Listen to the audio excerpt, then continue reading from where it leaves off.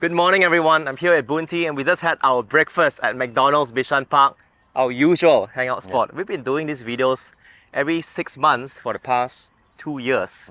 Today, we're going to talk about Boon's investments in 2023, how it turned out, what he learned, and what he looks forward for this year. Click subscribe to stay updated to more videos on investing. So let's take a walk along Bishan Park. Boon, the S&P 500 had a record year last year. How did your investments do? Yeah, I think my investment doing okay. It's a 50% return. But I know that compared to Tesla investors, I'm still like behind now. But compared to S&P 500, still not doing that bad. Yeah. Actually, even that, it depends, right? For Tesla investors, if you're a long investor, some people bought at the peak in November 2021, when the stock price was around $400. Yeah, true. If the dollar cost average, maybe they're still making some gain. If they did not, then it's still a loss. Yeah. But if you bought Tesla stock in January, it's up about 130% last year, again from a very low base. From a very low cost price, about $100 to about $230. What's your biggest learning last year? I think my biggest learning is just that when it comes to investing, you really need to stick to your strategies. So for myself, in the past video I also mentioned, right, I'm buy and hold investor, pick good companies and then just stay invested. And if you look back, around, let's say early 2023, right, the market was so low, people are so pessimistic, but I just held on to the stocks, to the companies that I like, and then now I have decent returns. Tell us more about the companies you like, because over the past 2 years, your portfolio has been more diverse. Tesla used to be a bigger part of your portfolio, now it's just 7% of your portfolio. So what's in it and how do you think about it? I think right now, largest position is NVIDIA, and followed by companies like Microsoft, Apple, TSMC, Tesla. So these are the top holdings. I'm relatively diversified, but these are companies that I have done research on and I'm comfortable holding on. As for Tesla, why is it not the largest positions? That's because the share price has went down slightly compared to the others. I think, let's say if you compare the cost base, right, NVIDIA I think is still, it's not like a lot larger than Tesla, it's just that the price went out, so it become my top positions. And I'm still holding on to all these companies because I think that there's a lot of potential with them, and I think they will do well over the long term. Boon, I'm curious, you dollar cost average, did you sell any stock last year? No, I think I haven't sell any stocks. In fact, I just do a tracking on the spreadsheet. I think I've like less than one transaction per month. So it's like really I didn't do that much on my portfolio over the course of 1 year or the past year. So pretty steady on PP. And what big. And what big. NVIDIA is your biggest position. In your chart, it's around 13.5% of your entire portfolio, not because you sold NVIDIA or bought more NVIDIA. It's just that because of the price action last year. What do you feel is your biggest lesson last year? I would say just don't listen too much on all this macro analysis, because I also study a lot of all this history and like, looking for trends. Right? For example, people say that as interest rate goes up, financing costs goes up, and then usually share price will tank in that scenario. And I think over the past 1 year, we have seen that interest rate has went up so much, but still stock market is doing well. So if you really want to pay so much attention to all this macro analysis, I think for entertainment wise, okay, you're like reading all this news, but really to take all these insights to execute on that, right, it's really hard to have a good results. So I would say just stay invested. I think that's the right way to do it. You currently stay invested in Tesla still, which is 7% of your portfolio. What is your current investment thesis? I think long-term wise, right, it's still the same companies. You can watch back those old interviews that we had made, right? It's still the same story. The company is still like executing on their long-term plan, and then they are, achieving massive scale. I think that's the long term. But over the short term, I think there's still some challenges. For example, they just announced a price cut recently. And I think all this might have some impact to the financials, but we just have to be patient, right? Because right now, it seems that there's still some oversupply and demand not as high as what they expected, right? So I think they still need to work out this downturn over the next, hopefully, less than few years now.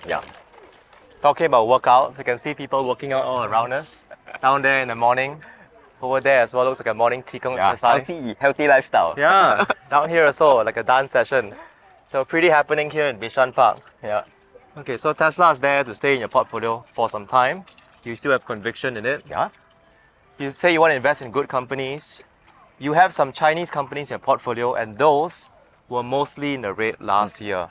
Adam Khoo mentioned that he's pulling out from investing in Chinese stocks. What about you? I think I've come up with one chart to look at the Hong Kong Hang Seng Index, right? It's really, they have been down for 4 calendar years. I think people are so pessimistic of, Chinese companies to the extent that it is like, to me, I think it's too much. Because if you compare the stock market versus the economies, right, for China, they are not, it's not like their economy is shrinking and then government is killing companies. It's not like that. If you look into the fundamentals, they aren't that bad. Of course, this is talking about the macro, meaning we are not going into specific companies. But if you go to specific companies, of course, there are some differences. For example, talking about Alibaba, you might want to consider whether they are competing well with Pinduoduo. So question like this, you need more insights to make judgment and opinion. But just general Chinese market, I think they have a lot of potentials there. And I don't think the government is there to kill them off. Right? Just that they have to work out this phase of correction in terms of their market practices, in terms of the policy that the government is going to implement. All this will take time. But I think this is a good time to buy, right? Before other people, like just rush into the company, rush into buying Chinese stocks because of bullish outlook, right?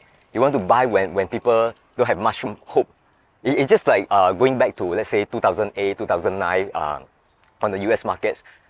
We all know that the real estate market was super bad, the stock market was super bad, but that's the best time to buy, right? So I think similar trend is going on China. It's just that I don't know when it will bottom, and I think that's very hard to call bottoms or to make short-term predictions. But over the long term, I'm still quite optimistic. And I have starting to allocate some money into Chinese companies, and will try to increase my allocations slowly over time.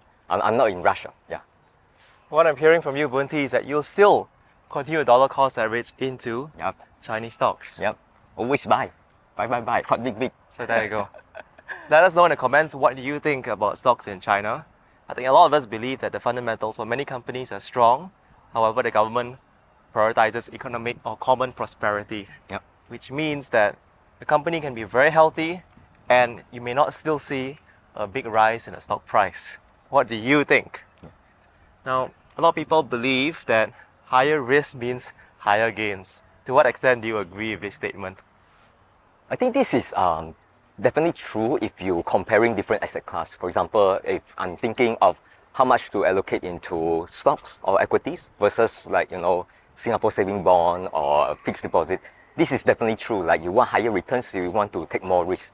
But when it comes to individual companies, I don't think this makes sense because how much risk depends on how much you know about the companies. For example, like you ask someone who don't know anything about Tesla, if the person put money into the companies, it's definitely risky because the moment the share price shake, the person will just freak out and just sell the shares at the lowest point, right?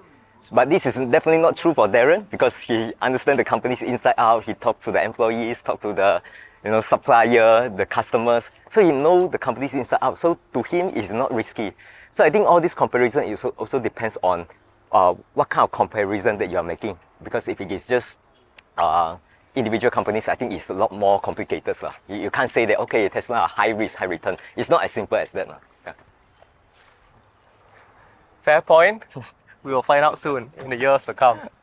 Now, what are you going to be focused on as an investor this year in 2024? I think just doing the usual. I don't change my opinion on investing that much over the time. You just continue executing, just keep buying. I think that's my approach. Thank you for sharing, Boon. So you had a good year last year.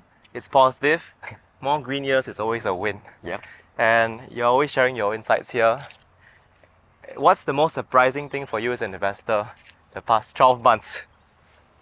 I'll just say, still come back to the macro stuff because I really, I mean, back like one year ago, I really think that the market should have some correction, given that, you know, like people can just park their money in safe investment like bonds and get a high returns, right? Why would people put more money into stock market? So I was actually expecting some sort of correction. That's why I haven't really like fully allocating all my money to stock market. I want to leave some buffer so that, let's say, when there's some correction, I can put my money into the stock market, right? But I'm still waiting on that pot that is sitting on some safer investment.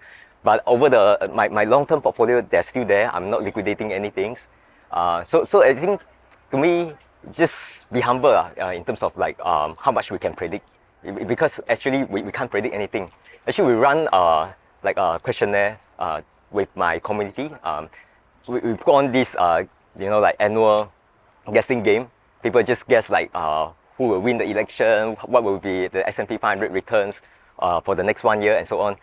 It turned out that most of the people actually got it wrong. So it just you know, we shouldn't be surprised on the developments because it's really hard to predict anything. So we just need to ride with whatever that comes up.